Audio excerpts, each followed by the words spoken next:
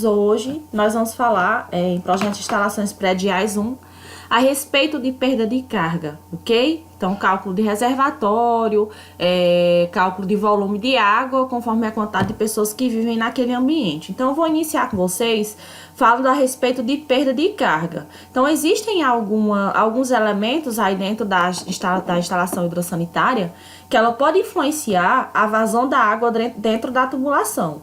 E o que seria essa vazão? Eu posso falar para vocês grosseiramente que é a quantidade de água dentro da tubulação, ok? E existem elementos que podem acelerar ou diminuir essa velocidade da água dentro desse cano. Então, o que é que eu posso falar para vocês inicialmente? É que a pressão, quanto mais alta a tubulação, maior será a pressão. Mais uma vez, quanto mais alto a tubulação, maior será a pressão dessa água. Né? Às vezes aí o chuveiro da sua casa sai água bem fraquinha, então é devido ao mau dimensionamento do reservatório, né? E das tubulações que migram lá do reservatório, ok? Um outro ponto importante eu falar para vocês é a respeito também do tipo do material da tubulação, do cano, se ele vai ser liso ou se ele vai ser rugoso. Eu tenho um exemplo aqui nessa imagem da apóstila de vocês de um material aqui liso, ok?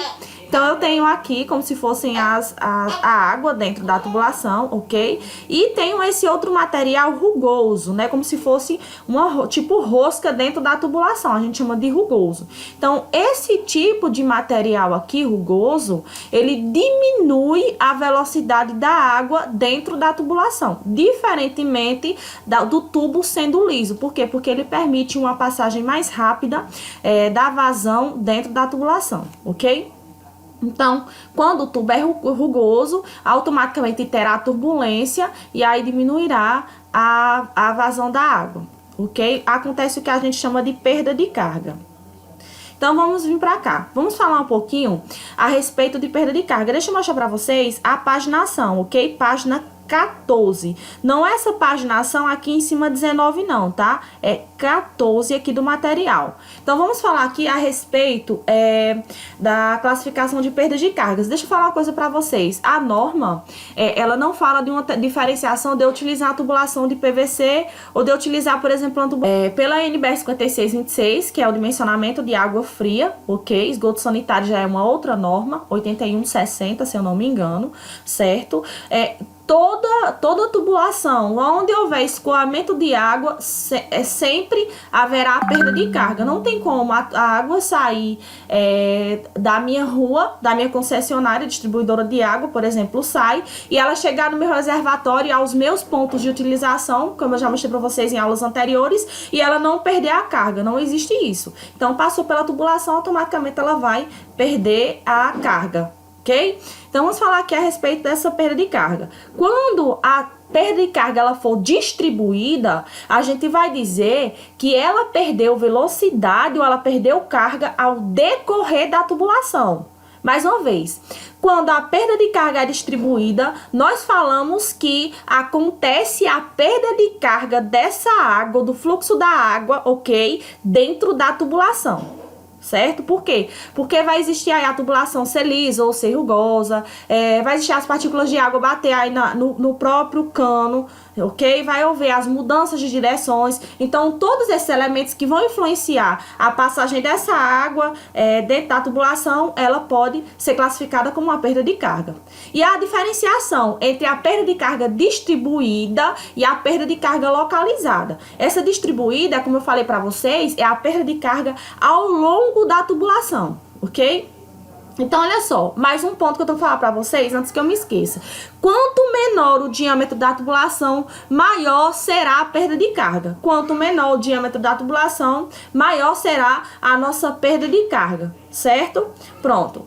Na nossa prática, mais pra frente, de dimensionamento de tubulação no AutoCAD, nós vamos ver que existem conexões que elas atuam como combinação para colar uma tubulação sendo menor e uma tubulação maior, ou uma tubulação maior com uma tubulação menor. Então, eu posso fazer esse dimensionamento. Não necessariamente eu preciso seguir uma tubulação com o mesmo diâmetro até o final, ok? Então, o que eu preciso que você entenda é que na perda de carga distribuída, ela vai perder carga ao decorrer da tubulação, ok? Já na localizada, quem ocasiona essa perda de carga são as conexões. Que conexões? Nós sabemos que a tubulação ela precisa de mudar de direção. Eu não vou vir com a tubulação lá da minha rua até o meu reservatório de uma forma só, não. O que acontece? Ela vem pela alvenaria e aí ela vai subindo, ok? Até chegar no meu reservatório.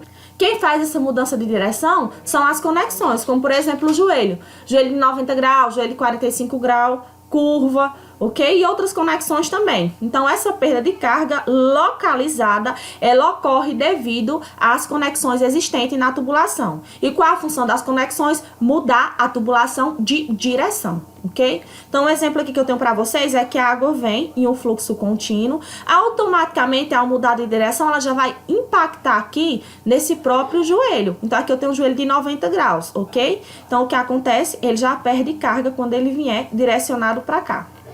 Vamos agora para um ponto também extremamente importante.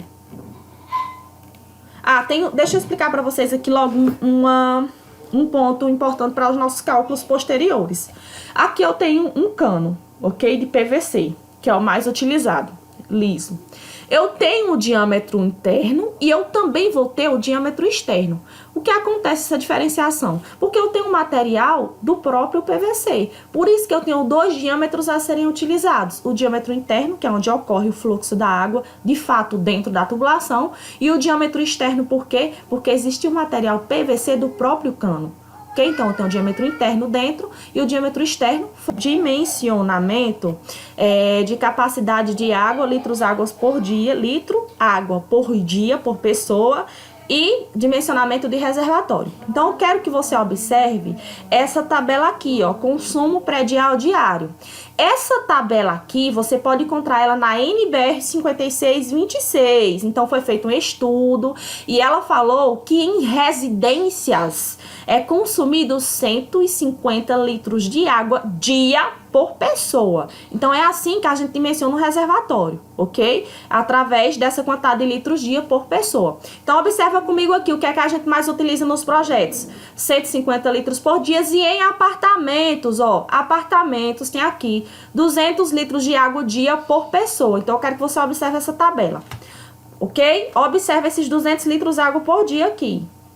Vamos aqui um pouquinho para frente. Vamos calcular a respeito do consumo diário aqui nas edificações. É super simples. Deixa eu explicar para você. Nós vamos utilizar sempre essa fórmula aqui. O que seria esse CD? CD é o consumo diário, C, consumo de diário, consumo diário, é igual a pessoas vezes o consumo litros dias. Vamos aqui para a prática, bora? Vamos para cá que é mais fácil? Pronto.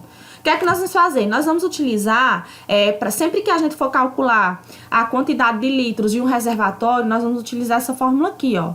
Então, o que seria esse CR? Seria a capacidade do reservatório é igual a 2 vezes, porque esse 2, ele não vai mudar não, porque a norma estabelece. E quando a gente calcula o reservatório, a gente calcula para que ele passe até 2 dias sem abastecimento. Então, ele vai abastecer, sem ele ser abastecido pelo SAI ou pela CAGES, ok? Pela concessionária de água. Então, esses 2 dias aqui é para que ela supra a necessidade dos moradores durante 2 dias, caso a concessionária não abasteça o reservatório. Então, o consumo de reservatório é igual a 2 vezes quem é esse CD. Ele consumo diário por pessoa litro dia. Então, esse CD, ele vai entrar aqui nessa tabela aqui, ok? Por isso que eu pedi para você observar esse apartamento, 200 litros de água por pessoa. Vamos vir aqui para uma questão, para me explicar para vocês, e já irmos para a fórmula. O que eu vou querer que você observe é o seguinte, ó. Sempre vai ser em torno dessas NBR 5626. Vocês já sabem que para a gente dimensionar o projeto, a gente é norma por cima de norma. Vocês já sabem muito bem, né? Então, não é que eu vá fazer tudo que é copiar a norma inteira, mas alguns pontos que são principais eu preciso obedecer, eu preciso seguir. Então, o que é que eu vou pegar para você aqui? Nós não vamos ficar lendo norma, não. Você vai prestar atenção que no reservatório superior, sempre nós vamos utilizar 2/5. E no reservatório inferior, nós vamos utilizar 3/5. Eu ainda não entendi, Alci. Gente, a gente dimensiona o reservatório e em prédios a gente sempre dimensiona o reservatório superior e o inferior, ok? Só que o superior será 2/5 do volume total. Esse 2/5, se eu dividir 2 por 5 aí, vai dar 0,4. E o inferior vai ser 3/5. Então, se eu dividir 3 por 5, vai dar 0,6, ok? Então, esse é o primeiro ponto. Isso em edifício. E outro ponto que eu vou falar para vocês também, em edifício é obrigatório a gente mencionar uma porcentagem para a reserva de incêndio no reservatório superior. E essa porcentagem, ela pode variar entre 15% a 20%. Então, se eu não colocar na questão a quantidade de água que você vai ter que considerar para a reserva de incêndio, você vai só calcular em cima do valor total esses 15% a 20%, ok? Porque é estabelecido pela norma. Então, vamos para cá, para uma questão prática, para você entender tudo o que eu falei até agora. Calcular a capacidade, vamos olhar aqui a página 24. Calcular a capacidade dos reservatórios de um edifício residencial de 10 pavimentos, com 2 apartamentos por pavimento, sendo que cada apartamento possui 2 quartos. Presta atenção nessa quantidade de quarto nas questões. 2 quartos, uma dependência de empregada, ou seja, cada apartamento possui 2 quartos mais a dependência de empregada, mais o quarto da empregada.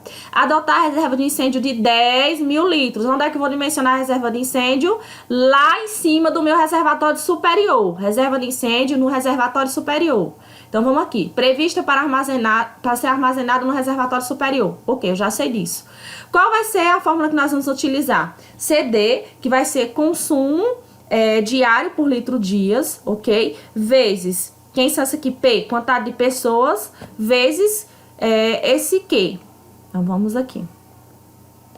Vamos calcular, primeiro de tudo, a quantidade de pessoas por apartamento e depois no edifício total.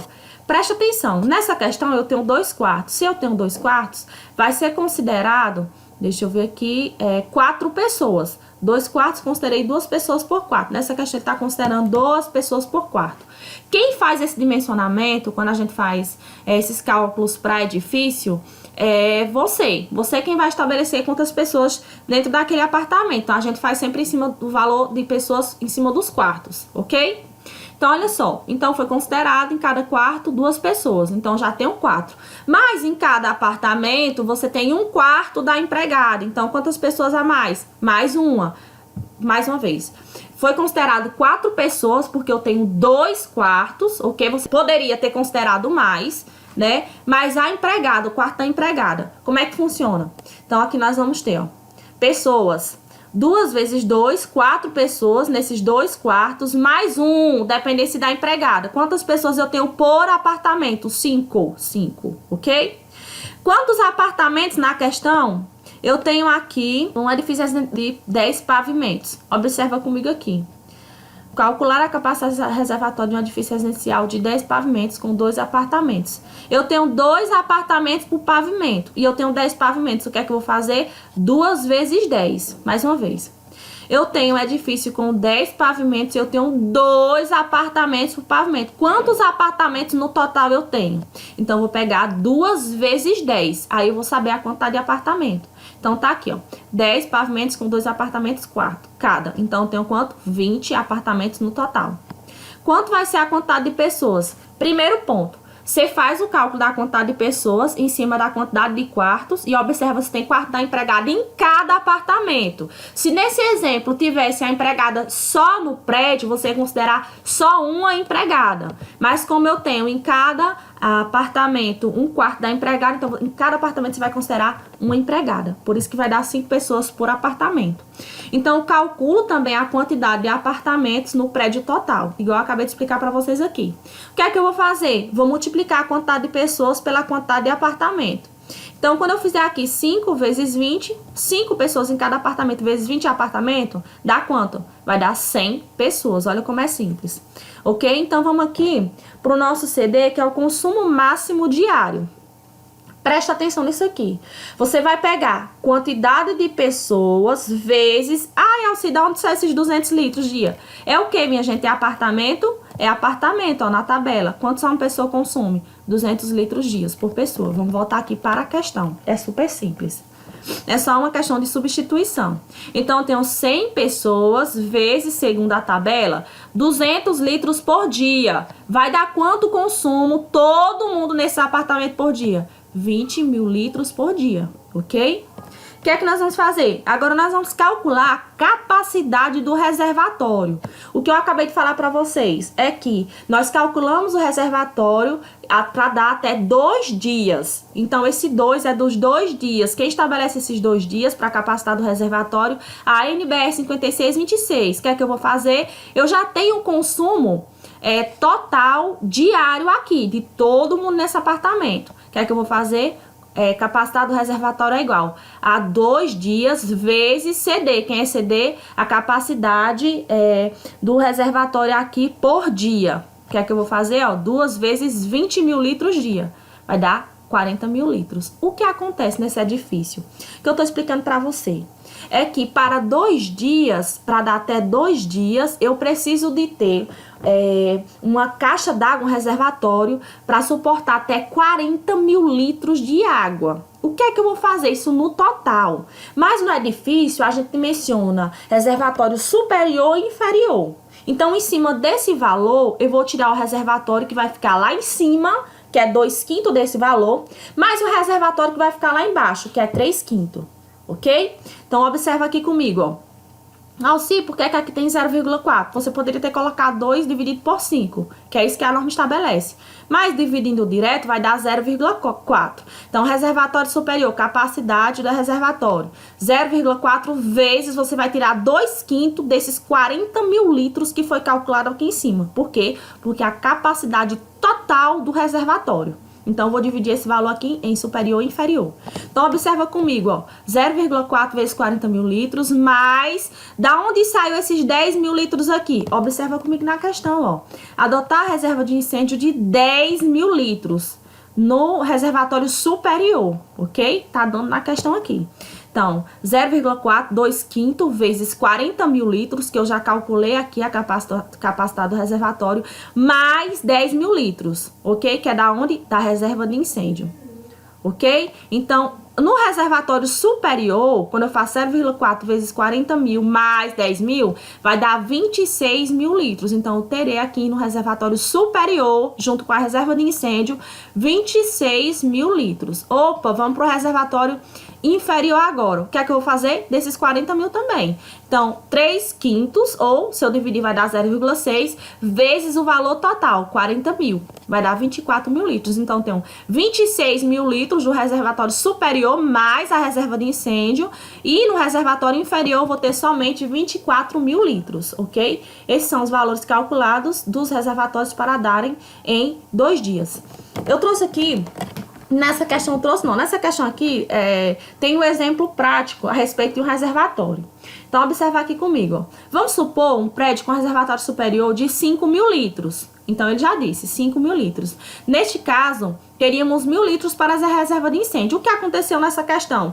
Disse que você considerasse um reservatório superior, por quê? Porque na NBR 5626, quando você está dimensionando o edifício residencial, você precisa, pela norma, acrescentar de 15% a 20% para incêndio, entendeu? Então, esse valor vai ter que ficar no reservatório superior, de 15% a 20%. Isso é o que você precisa saber. Se der na questão o valor, você vai só somar, igual nós fizemos aqui no reservatório superior, ok? Então, quando ele não dá, esse é um exemplo de quando ele não dá. Então, observa como fica comigo aqui, ó. 5 mil litros, ele já disse o reservatório, vezes 15 a 20%. Se fosse 15%, seria da mesma forma. Então, 5 mil vezes 20 dividido por 100, 20%. Então, eu tenho que de reserva de incêndio, 1.000 litros. Gente, aqui já é outro exemplo, viu? Essa questão nós acabamos de resolver aqui, com reservatório inferior e superior. Vamos para a próxima questão. Quando é residência, ainda é bem mais simples. Por quê? Vai dimensionar somente a caixa d'água no superior, que é o que fica aí no ponto mais alto da casa, né? Então, olha só. De acordo com a tabela da alternativa consumo prédio diário de uma pessoa, ela consome em média 150 litros por dia, que é aquela nossa tabela da página 14. Como não sabemos a quantidade de pessoas que irão habitar a residência, então a gente consulta a tabela. Então, o que é que nós vamos fazer aqui? Nesse caso... aqui. a pergunta. Qual a capacidade da caixa d'água de uma residência que irá atender 5 pessoas? Como é que a gente faz para calcular aqui um reservatório para atender 5 pessoas? Pronto, ó, deixa eu explicar para vocês. Já o cálculo do reservatório é mais simples ainda. O que é que nós vamos fazer? Vamos pegar aqui a quantidade de pessoas, 5 pessoas. Como é residência unifamiliar, deixa eu mostrar para vocês na tabela. Ele me deu a quantidade de pessoas. Quando é residência, é 150 litros de pessoas por dia. Então, vou pegar a quantidade de pessoas, deixa eu vir aqui, que é o que ele explica na questão. 5 vezes 150, vai dar 750 litros por dia de consumo de água. Só que você tem que lembrar que nós calculamos para que esse reservatório abasteça até 2 dias. Quem disse foi só a NBR 5626. Então, vou pegar aqui 750 litros vezes 2. Então, vou ter aqui 1.500 litros para 2 dias, para 5 pessoas que moram aí na casa. Então, é isso aí, pessoal. É super simples o cálculo de reservatório, né? Quando você sabe a quantidade de pessoas, quando você não sabe, você vai estipular. E o valor da quantidade de litros dias de consumo, você vai ter na tabela.